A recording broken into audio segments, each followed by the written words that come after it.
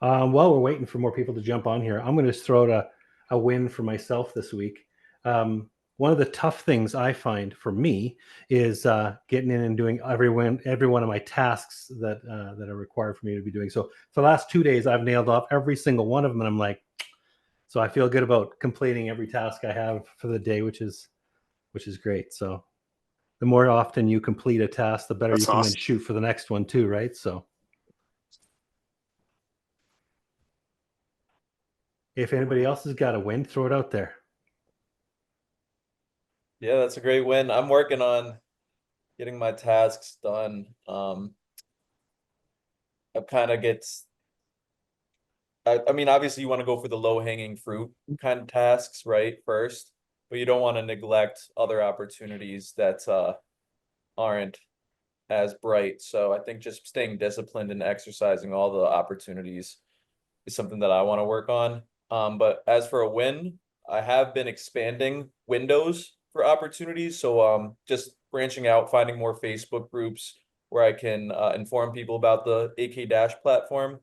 And then also Justin, one of the appointment setters here, he's getting out and about in these Facebook groups too, without being instructed to. So it's just cool seeing the fanatical prospecting taking place. That's awesome. That's awesome. So I agree with you. One of the biggest things about being active and taking every lead that comes to you, one of the things I found is that you never know what lead turns into one of those, what opportunity turns into a nice big lead of some sort. You could be talking to somebody and you hit them a couple times and they're just busy. The third time you reach out, they're like, oh yeah, I've been trying really hard, just been super busy. And you get into a conversation and it turns into a huge deal. Like it could be massive. Sometimes it's just a text. I got a text come in, says, hey, I'm just looking for this. And this guy's not even in the US or Canada where I live. He's in an island in the South Indian Ocean, and it turns into $100,000 deal just texting. So it's like, you never know. You never know where that next opportunity comes from. So you always hit every one of them up for sure. Welcome, Daniel. Hey, what's going on, man? Doing awesome, man. Welcome to the AK Roundtable. Appreciate it. Good to be here. You bet. So we're just kind of throwing out some wins for the week. Anybody want to share theirs? Feel free. I just got started. Got nothing for you, but no worries. They can be personal wins too, and it's not necessarily only about business. So I taught my girlfriend how to ride a motorcycle. That was kind of fun. Perfect. We all got personal lives too, right? So wins can come from a lot of different areas in our life. So yeah, I do have one question. Sure. Do you use appointment setters instead of like calling yourself? So Asphalt Kingdom does use appointment setters, and that's more recently than, let's say, for a long period of time. But it really depends on what I think your business is looking to do and what level you're at. If you're looking to do a full calling campaign, that can really help where you can have a lot of the opportunities whittled down to really good ones that'll pass along to, let's say, a closer. And Right. yeah, because we do have frontline sales and we do have people that do outreach when it comes to like cold calling / appointment setting. Yes. Cool. Thanks. No problem. Good question though.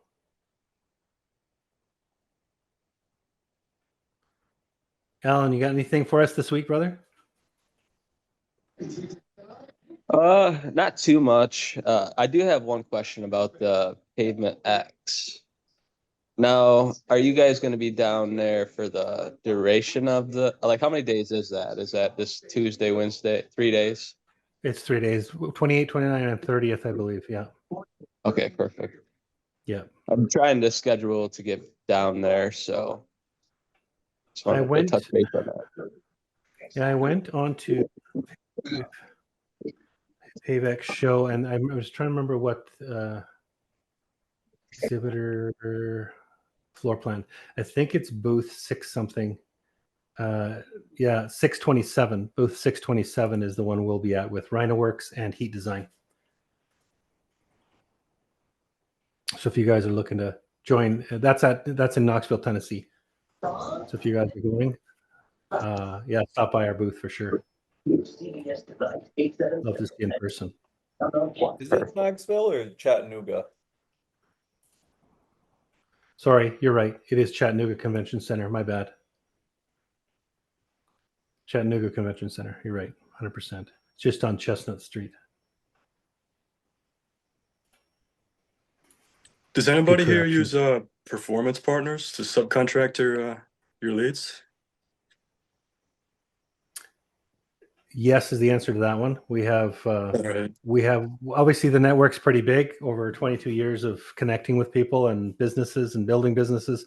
We have quite a big network, and so there are guys that are just looking at closing business, so marketing and sales side of things, that then run everything through the performance partner side of things. Guys that own businesses and they're just looking to do work. Yeah, absolutely. Cool. What part are you thinking of getting into, Daniel? Whatever makes the most money. I don't know. There you go. No, I'm being slightly sarcastic, but I'm looking for like liability risks on commercial lots mostly. I'm in Oakland County, so there's a lot of residential work, but Judd keeps saying there's way like the margins are just better in commercial, like way better. I'm been trying to familiarize myself with like the closure framework, stuff like that, but I don't know the lingo yet. You know what I mean? Like he's talking about catch gates and drain basins and stuff like that, and it's like it's brand new to me. You know what I mean? Yeah, I understand. Getting in and using all of the free stuff on our resources tab on the asphaltkingdom.com, there is, if you go down to click on all resources and go to, I think it's other resources. No, just above that in downloadable guides, there is something called Selling Door to Door, the ultimate door to door asphalt sales script. Get the lingo out of that and the one that's called cold calling script, because there's a lot of the language that you'll want to learn in those two scripts. So just download those free ones and then just internalize them, because once you get the internal script down, then it comes off natural. You can like improvise on the spot. Absolutely. Right? Absolutely. All right. Yeah. Yeah, absolutely. Those are good ones in there for sure. And obviously there's a ton more in there, so you can go through pretty much any one of those, the courses that are there, whether it's the pavement asset management course, the contractors course, the line striping course, start your own business, homeowners course. Any of those will teach you a lot of that stuff. But then you even go through every one of the deep dive guides, and a lot more of that language is sitting in those as well. All right, cool. Thank you. You bet. Welcome, Billy. How you doing, brother? I'm doing good. It's been pretty busy. I did like I said the other week or week before last, apologies for missing last week. That's unlike me, but I was disposed of with my with my current full-time job. Yeah. Right now I'm looking at I gotta get another striper. So the deal that I closed on for that racetrack, I really need to upgrade to at least a machine that can handle 2 or 3 guns. And so I was looking at the Draco 200 DC. So basically I can stripe a black, yellow, black contrasting lines. Not only that I can use it for that track, but I can use it on like airports and stuff like that. And it has a big enough pump that can use pressurized beads. I know Asphalt Kingdom doesn't sell that at the moment, but I've been looking on used basement marketplace and Sherman Williams, but man, that's like a car. That's a car or a truck. Yeah, 35 grand and up or something like that. Yeah, so it's like I believe the automatic with the auto layout to the full the whole 9 yards. If you get the driver, like probably closer to 40,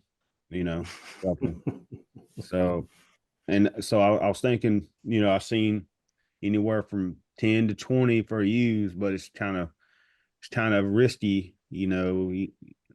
So I thought about having them take it to a local Sherman Williams and vet it through a rep, and then Have maybe it inspected. yeah, have them inspected and pull the trigger that way. It's just a lot of these guys are selling it after a few uses, which is understandable because mostly they deal with small parking lots or medium sized commercial parking lots, and those bigger machines might be a little bit more cumbersome. Yeah. But my Titan 3500 is perfect for, medium, large, small parking lots. It's just to do more, multiple guns. Yeah. That's the only reason I'm getting it is because the kind of the scope of work is changing. The 8955 is the one that I was looking at for an airport setup there, because the pump will run the speed you want, right? Because you're looking at such large sections of paint, right? At those, they're like 6 feet wide and like, I don't know, 80 feet long or something like that. So they become really big. So you're trying to do it in the least amount of passes possible, right?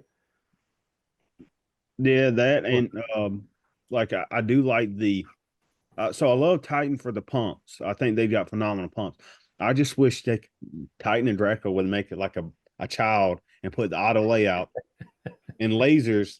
I know you can put the long line laser on a Titan. They make mounts, but Yeah. if they had a child and put the pumps and the auto layout and the lasers on the Titan, man, that would be the best of everything. Yeah, no doubt. No doubt. And if you're looking for bead hoppers and stuff like that, you can run them on Titans. We do have like reflective bead applicators that sit like a mount onto a Titan. So if you're looking at that side of things, you can do it on your 3500 as well.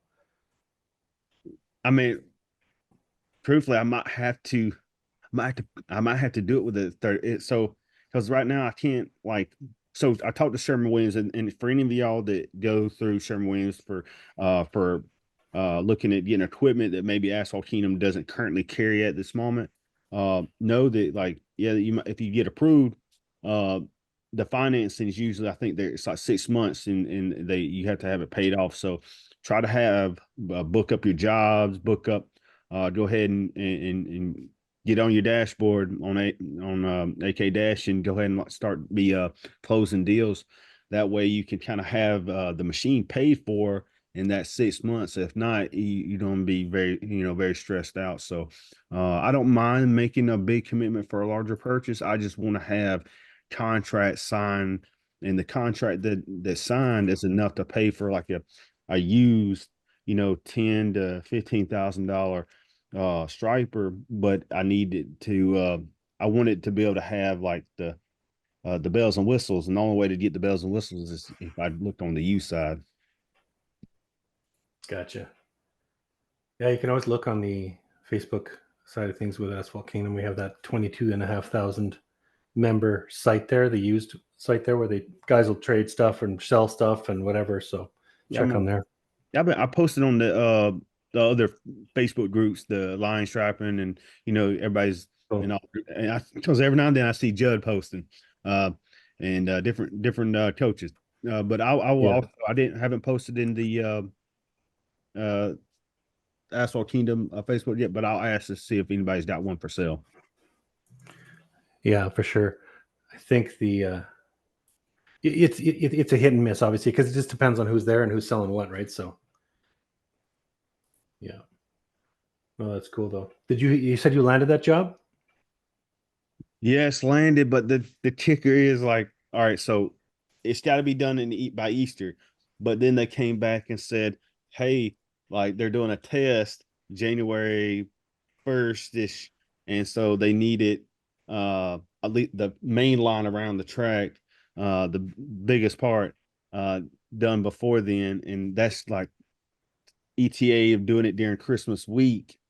And not only that, it's the temperature is going to be probably below 50, and so I'm not going to be able to warranty it. And I can tell them show them the spec sheet from the paint that got approved, the set fast solvent paint, and because you have to get approval on every type of different paint or any change order that you use.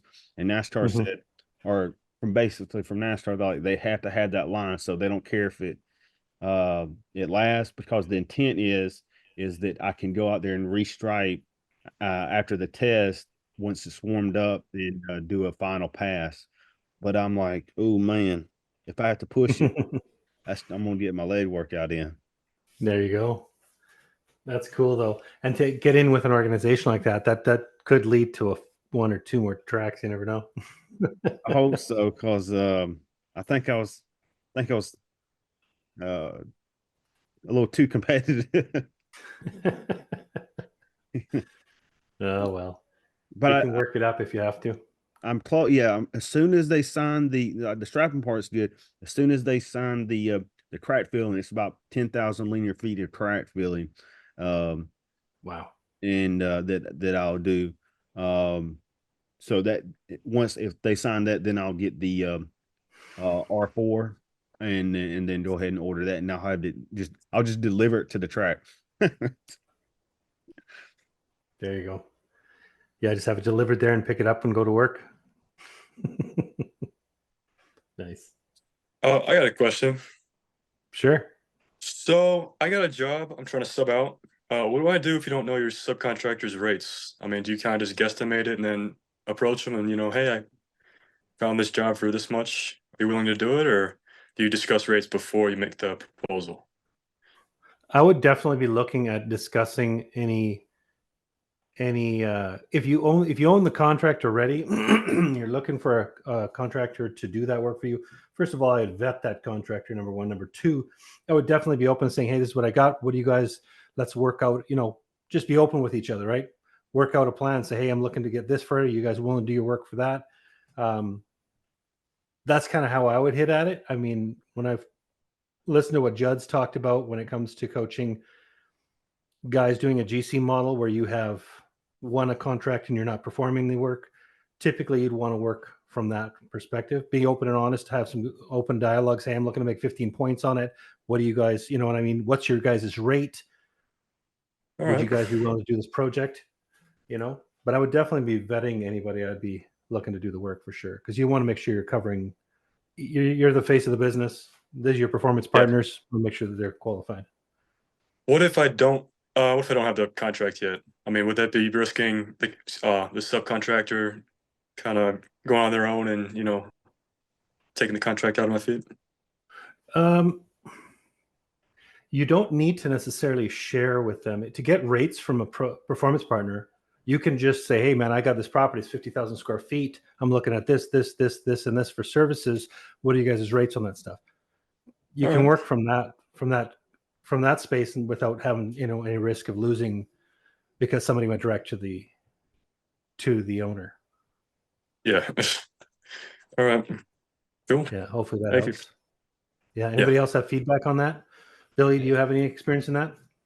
Not in the striping per se, but I've heard of people, not in maybe our industry, but people putting generic non-compete clauses in their terms and conditions, and in those terms, like in AK Dash, you can modify that. You can go to Chat GPT, type ask it to write you a non-compete clause for a subcontractor, and then this generic, but it's safe on both sides. It protects you and protects them. It makes you feel warm and fuzzy, so you can disclose a little bit more to them. You don't have to worry about trying to like mask the property or anything, because at the end of the day, if it's somebody that you properly vetted and they do try to go over you, you just know not to work with them in the future. Sometimes sure. it's good to test the waters on seeing who you can trust in the industry. And sometimes if you have to lose a potential client, it might be worth it, because if you can gain a performance partner, like a one that you can trust, that's better than any customer any day, because that's a performance partner can perform multiple jobs, variety of situations. So it's like right now it's just me, and if I have a performance partner that I trusted that can do work outside of my area while I maintain my full-time job, and while I'm doing this on weekends and weekdays and nights, then I can steal a little bit faster and a little easier. Like most of us here were, one man army, so to speak. Yeah. I agree with you there, Billy. I think one of the big things you're going to want to do is have the conversation with that performance partner saying, hey, I'm looking to work with you.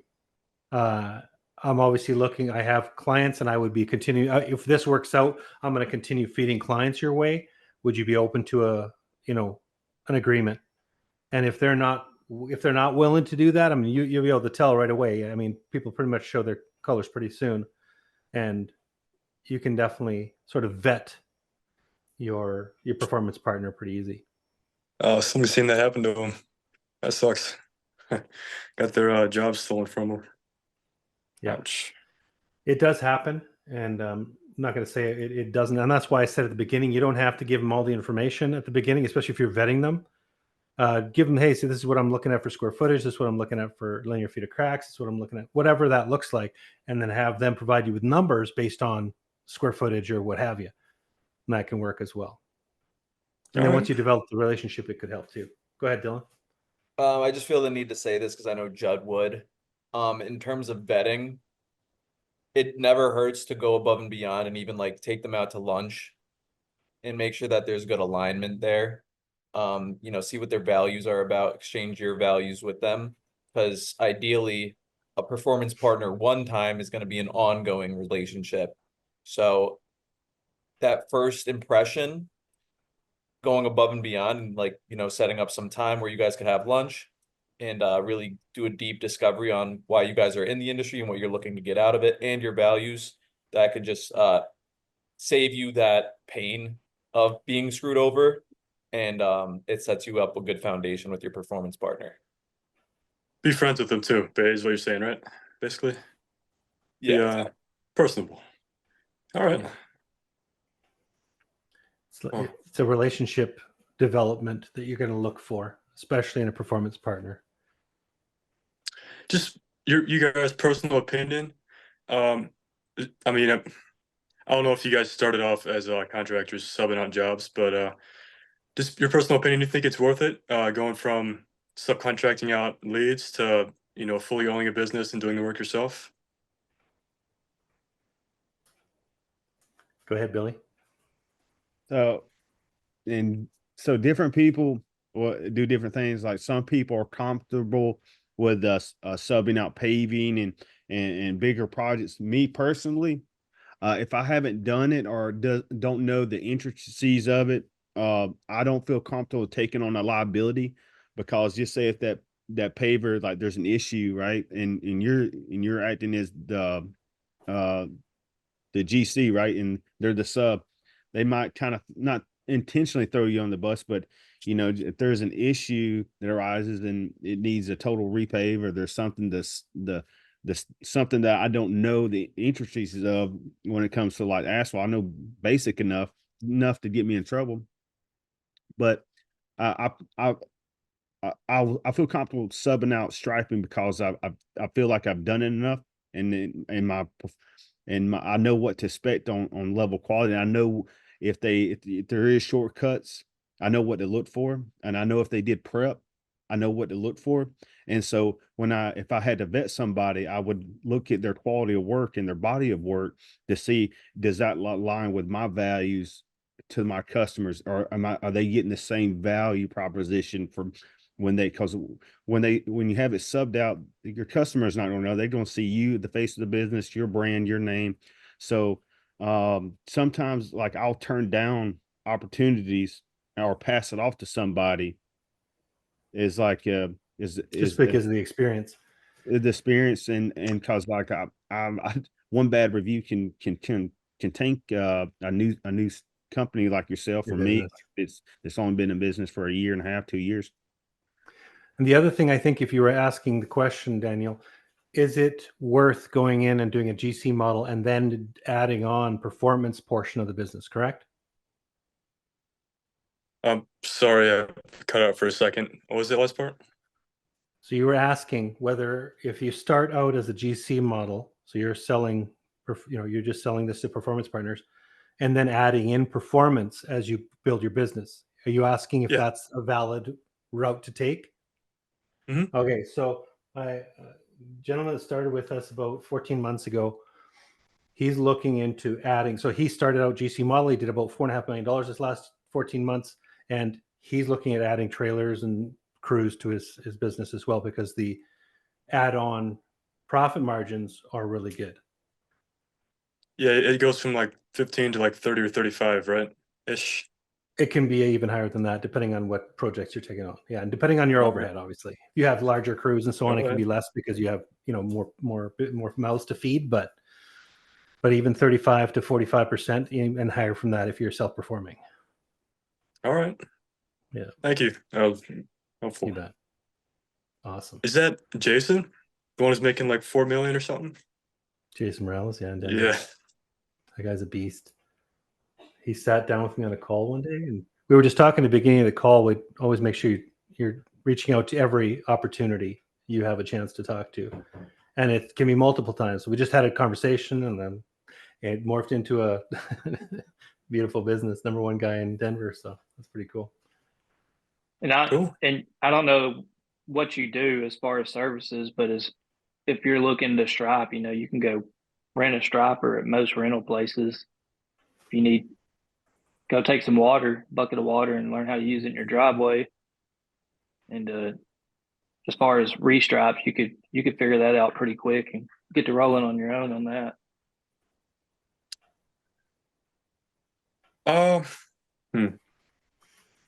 Yeah, I don't have the money to buy a bunch of equipment. I'm actually in college right now still, but I'm mainly GCing right now. Right.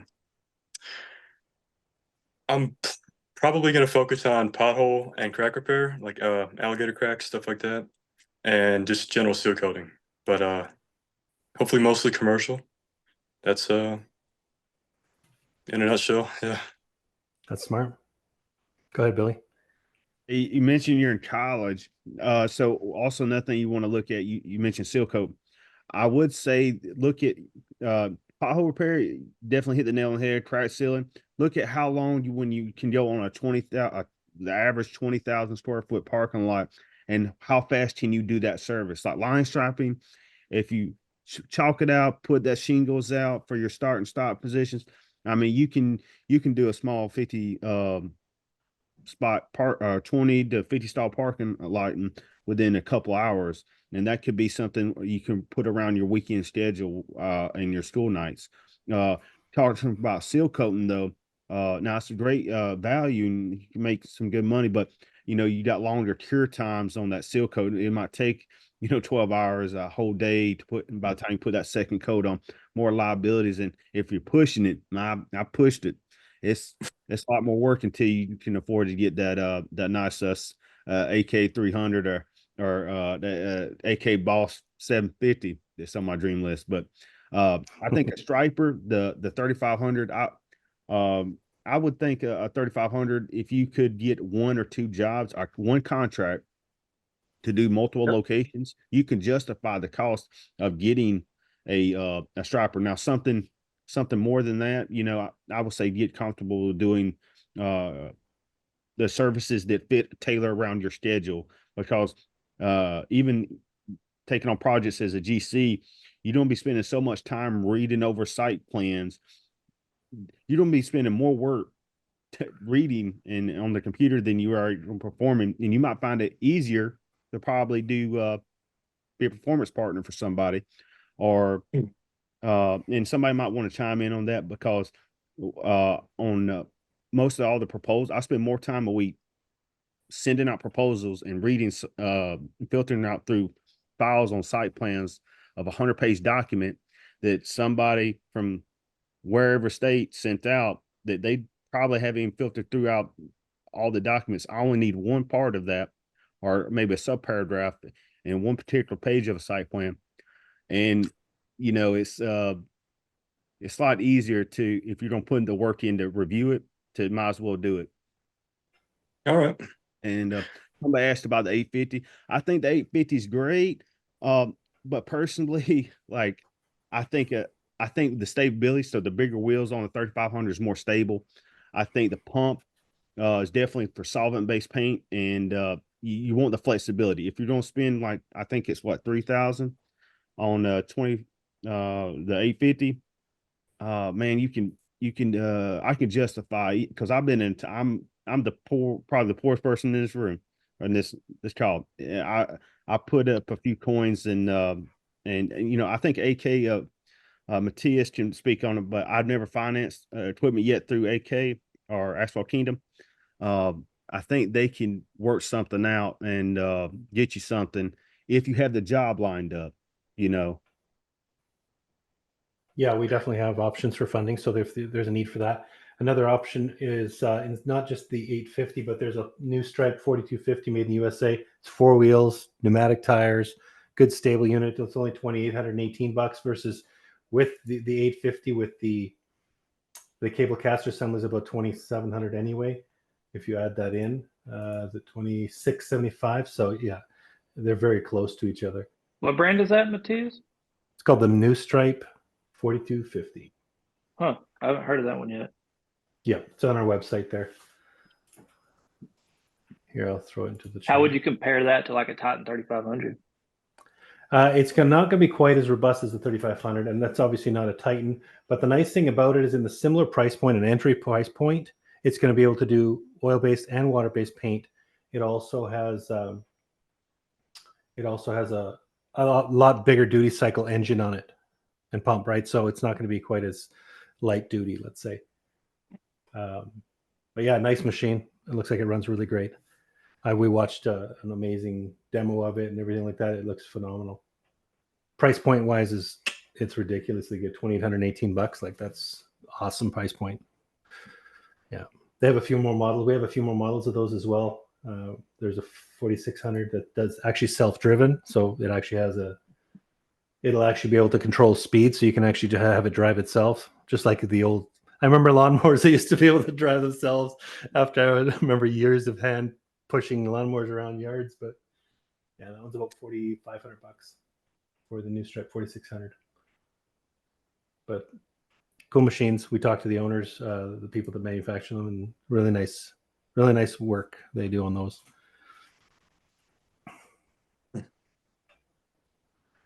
Cool. Got some. Mark, nice to see you. Hey, good to be here. How's everybody doing? We're doing great. Good. Great. Doing great. Yeah, you bet. The team is out in Anguilla today, so got this guy. Anyway, comments, questions, anybody else? There's a couple questions in the chat. Are there? Sounds good.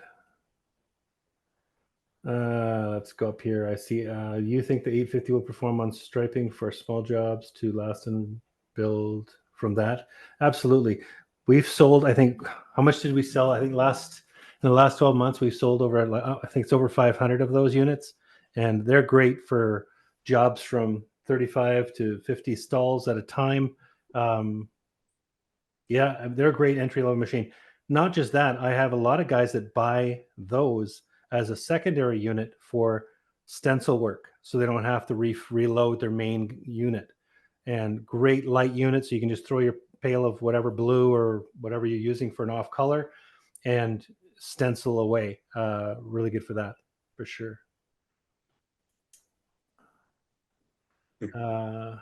Chris Welch was a good review on News, right? Yeah, go ahead, Mark. Yes. Speaking of stencils, I was storing my stencil up and down between two plywood pieces, and I looked at it the other day and it's kind of wavy. What's the best way to get that flattened out again? Or what's the best way to store it? What's the best way to get them flattened out? How thick is your unit? Is it like a 16th of an inch, 10th of an inch, 1/8 of an inch? What is it? It seems like it's 1/8. I don't know the answer. I bought it from AK, but I don't know that much about them. It was nice flat. I mean, it was rolled up, and then I pulled it out flat. I've used it, but now that I've stored it in my container, it looks kind of wavy, and I'm wondering how I'm going to get it leveled out. Where are you located, Mark? In Boise. Idaho. Well, so you're cold up there too. It's probably once it gets warmer, it should flatten out some more. Oh, okay. Typically, yeah, in the cold, it could. I would wait till the sort of the summertime and kind of see where that ends up, but make sure that I would put my wavy side down and then hopefully Yeah. just the Yeah. weight of the unit it'll straighten it out again. But I don't off the top of my head have an answer for you other than Okay. maybe a torch, but not anywhere close to it. Just kind of heat it a bit, maybe even a heat gun a bit from a safe distance so you don't ruin it. But the only thing I can think of. I was gonna say I usually just throw them in my garage, have the garage closed or whatever, where it's room temp, and throw something heavy on top of it, flatten it back out. Yeah, book flat it. Okay. That's Yeah. yeah. Okay, I'll try that. And then when I store it, I'll just put it in the trailer. I got some hooks, and I'll just hook it on top and just let it hang. Well, that's what I thought I was doing is keeping it flat sideways, but yeah, it's a mess. So it looks kind of rough, but maybe it'll flatten out. Warmer weather. It's been about 20 degrees here, so Yeah, that's not Yeah. going to get it done. No, and it's -3 here today, so it's a little chilly. yeah, that's Yeah. I'm in. Well, it's warmer than last week. It was -26 last week, so I'm happy. Yeah. I'm from Michigan, dude. It's yeah. We got like a foot of chilly? snow the past week. Yeah, I got Oh, yeah. 3 feet in the front yard. It's ridiculous. Oh, My you from Canada snowblower too? it was blowing up onto the front yard, and it was hitting like it piled it so high that it was already hitting the snow, and I'm like, I'm gonna tip this further back to shoot it even higher. Yeah, it was nuts. But oh well, we live in cold climates. What do we expect? Yeah, Hey, snow's hard on asphalt, right? More work for us. that's it. So I see another question here, Chris. So Billy, yeah, I remember. I Chris, the line striping guy, amazing guy. I tell his story of his restaurant, his first meal. He bought his line striper, then he went to a restaurant with his wife. He noticed that the handicap symbol was pretty faded out. Goes and talks to the owner of the restaurant. Says, "Hey, do you mind if I come back tomorrow and just touch up your handicap symbol?" He's like, "Yeah, that'd be sweet." So comes by the next day, stencils out the handicap symbol, walks into the restaurant and say, "Hey, what do you think?" And he's like, "Yeah, I love it. Could you give me a quote for the rest of this property? And I got 14 other locations. You mind doing those too?" So it was one of those giving pays you back type of ideas. Yeah, go ahead, Billy. If y'all haven't had the pleasure of seeing Chris on every now and then pop up on the channel on here, please, like, hey, you're doing yourself a service. Subscribe to his and watch his YouTube channel. He gives not only great feedback, but you can see this character. So Chris is you if you watch his videos enough, you know that he carries himself in what he believes in. So he's a faith-driven man. His values are evident, and how he treats his customers, and how transparent he is. And he is transparent to his viewers, people that follow him, because he wants to give back to the community. And he doesn't ask nothing, maybe like and subscribe for his videos, but he gives. That's how I found out about Tenant AI. That's how I looked into other things. But along the time I found AK and the AK Roundtable, I found Chris Welch, I found Billy Davison. And if you're not subscribed to those YouTube channel guys, like, y'all are missing out. Of course, you gotta subscribe to the to AK, because you'll be missing out on good content. But there's a handful of guys in the industry like that man, if you can mimic what they do and how they carry themselves, that's like the gold standard. Yeah, he's amazing. What's his name again? Chris, the line striping guy. Yep. That's on YouTube. So just look him up. He's phenomenal. He even shows you how to get a hold of clients through Google, like overhead shots of Google, and finding out who the owner of the business is and how to get their contact. Like, he's great. He's so great. He got tons of cool things, even just on how to prospect for line striping jobs. He'll go in there and talk to people at, like funeral homes. You'll see that somebody ran over a concrete barrier, like a parking stall, and he'll, "Hey, who do you guys have looking at that?" Like, just goes through everything. He's such a thorough, and like Billy said, great person, like a gem.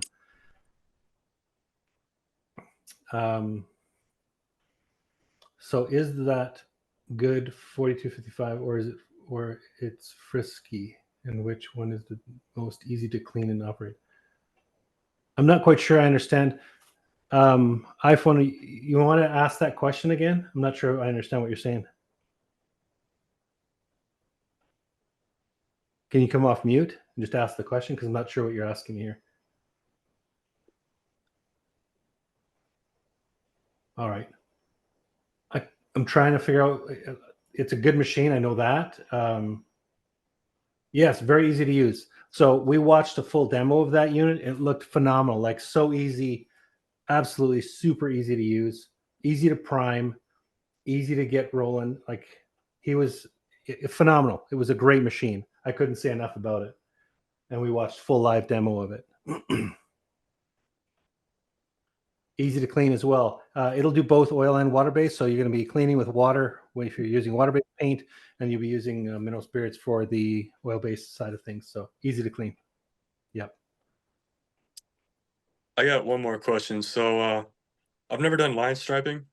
Would it be realistic if I wanted to do like just a seal coating and pothole repair part, but sub out line striping, stenciling, stuff like that? Absolutely. It really, there's a lot of opportunities with even the performance partners we have with Asphalt Kingdom that'll do line striping for you. So going in and doing crack filling and seal coating, yes, absolutely, no problem doing that as well. If you were going to do the hands-on or own that part of the business, totally. Cool. Yeah. Right. Yeah, for sure. I run into companies all the time that don't do striping, and they sub out the striping to me. Are margins still pretty good on striping? Like, would that be a good idea for me to do? Yeah, for sure. Yeah, if you can, man, I would. I don't know why a lot of the guys around here don't do their own striping, but a lot of them don't for some reason. And I mean, I'll take it all day. I love it. Where are you located, Zach? Texas, East Texas. Yeah. There's so much concrete down there. Holy man, so I much know. concrete. I know it. If you could combine your concrete and line striping, you'd have $bazillion business. Like that's insane. So much concrete. Awesome. Any other questions, guys? Yeah, I got one. So on your line striping, how do you figure out your cost? Do you per line, or like just getting some feedbacks? Because I've done it and stuff. I just want to make sure I'm in the ballpark of similar to like different areas. So it depends on what you're asking. If you're, I'm just trying to clarify, you're asking how do I cost what line striping would cost me? So what I know then to charge on a project, what have you?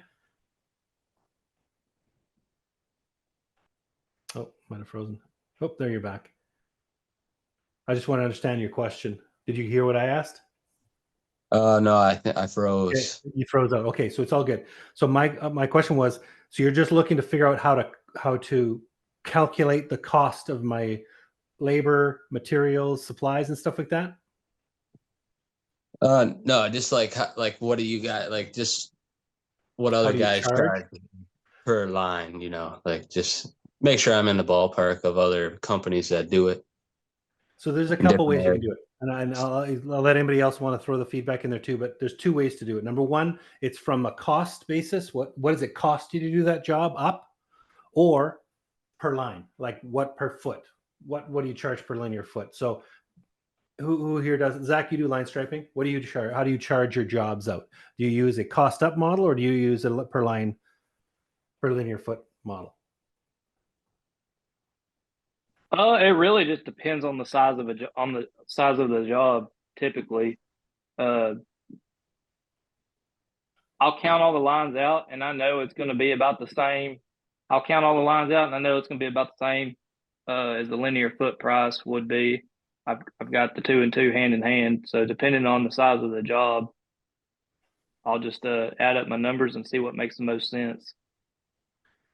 And to kind of go a little deeper on that, then would you agree then that I need to know every single cost I have involved in that job before I commit to a price point for the client.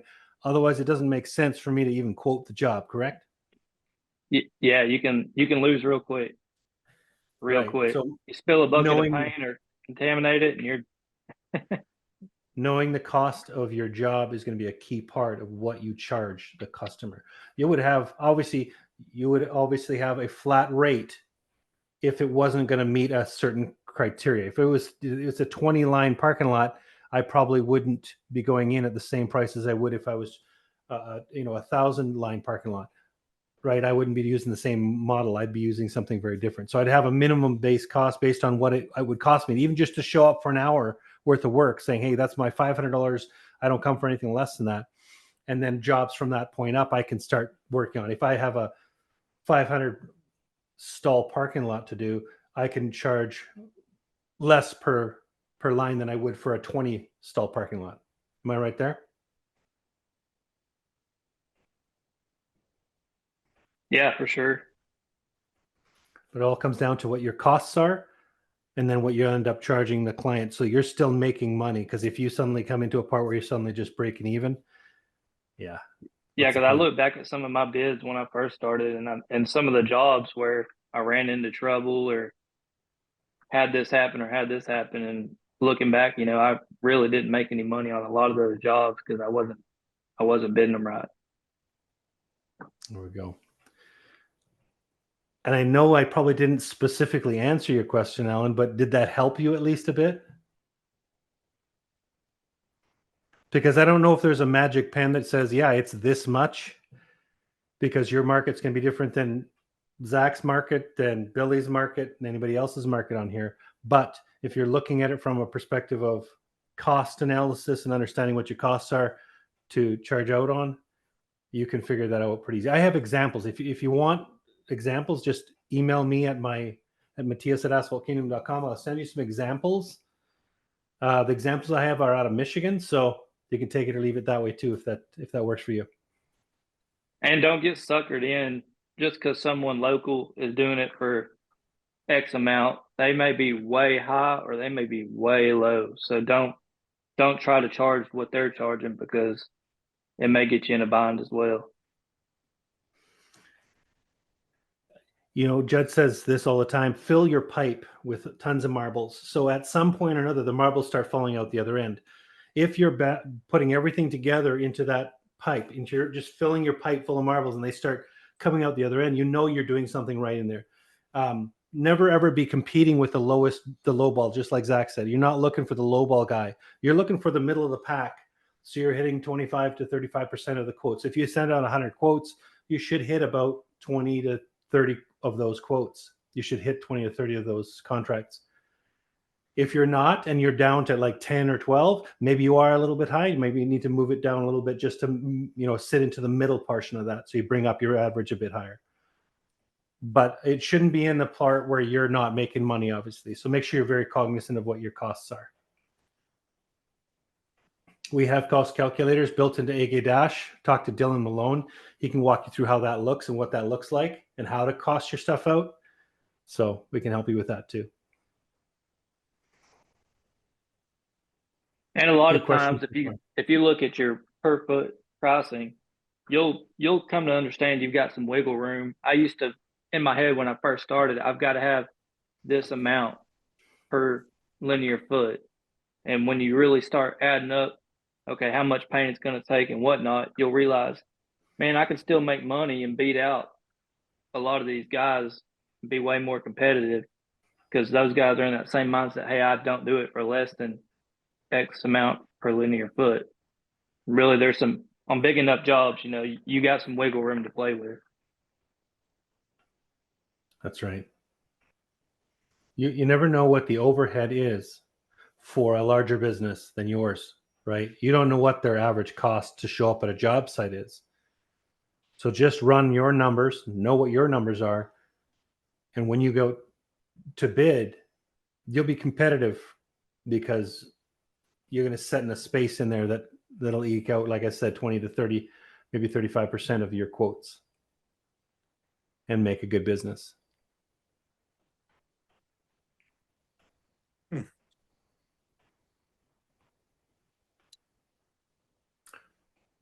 So iPhone, you've been throwing lots of stuff in the chat here. I'm not sure where we are because mine keeps bouncing, but it says, what is the most used handicap stencils used size? And the no parking reserved, should you buy 39-inch stencil for? Just check into your ADA compliance standards in your state. Go to, typically I said this to most of my guys. They're like, hey, what size stencil do I need for them? I'm like, what state are you in? Have you gone to the nearest, parking lot, measure it, figure out what they have there? I would, measure 5 or 6 different handicap stalls in different parking lots, and you'll know right away. Even arrow stuff like that. Sometimes that's specific to a mall or what have you. They'll have different stuff in there. So it really depends. Depends on how much traffic too, right? But typically it's a 39-inch, but I could be different, right? So how about arrows? 42 to 46-inch? Yeah, the 42-inch arrow package is pretty standard.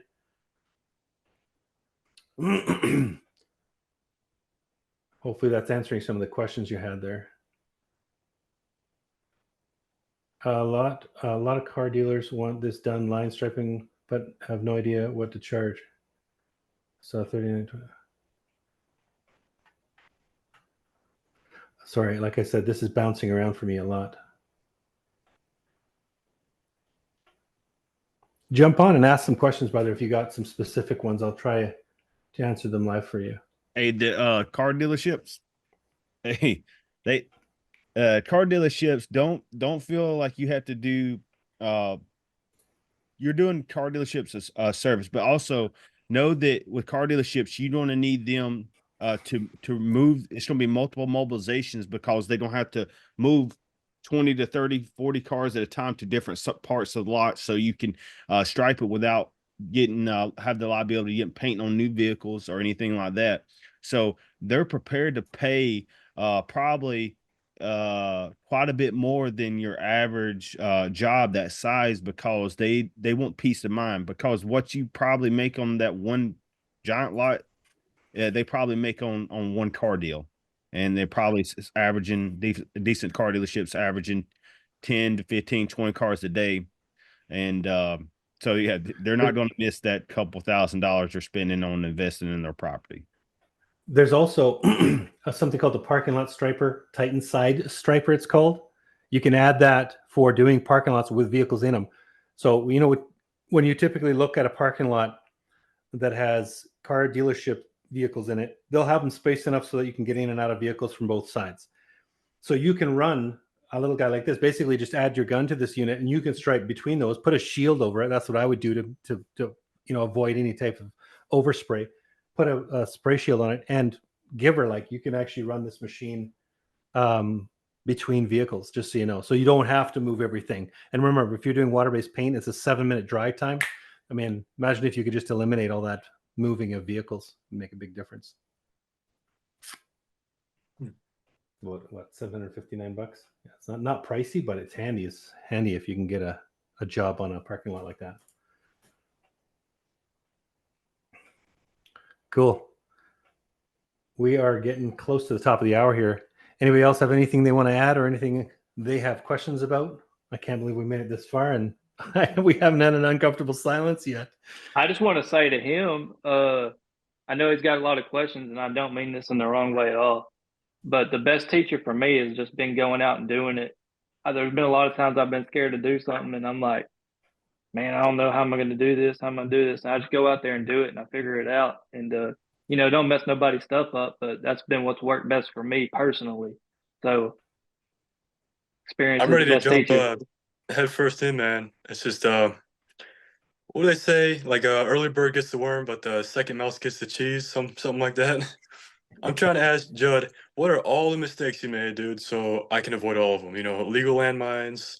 We're talking about liability insurance. I don't know anything about workers' comp liability insurance. That's brand new to me. That's yeah, I don't know if anybody here hires out, but it's a little tricky. I mean, even getting a code is tricky.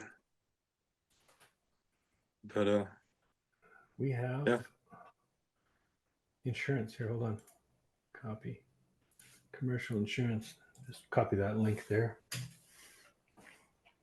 I think I think on your insurance, I think if you just fill your pipeline, I think then you shop insurance, try to get the right coverage. I think you'll be fine. Just keep pumping it, keep going out there getting jobs. All right. So just do it, and the rest starts falling into place as you start getting those jobs out there, right? So it's just taking the first step. I find a lot of guys will drill themselves into a hole and stop because they don't have everything figured out yet. Instead of just taking step after step, just continue moving forward. That analysis paralysis can really hurt you. I've definitely slowed the growth of my company just because I've been scared to do something that I'm now doing, and I'm like looking back to be like, why didn't I jump on that sooner? But this group's full of people that will help you out anytime you got a question. Just reach out to somebody in here and they'll help you out, man. There's also the Asphalt Kingdom Roundtable Facebook group. You can throw stuff in there. We have coaches that answer stuff. Judd will answer stuff. So throw those things in there, and you'll have a group of guys that'll throw you great information. We like calling them golden nuggets. So throw your stuff into that Facebook group, and you'll get a ton of feedback there too. Cool. Don't get hey. Thanks, guys.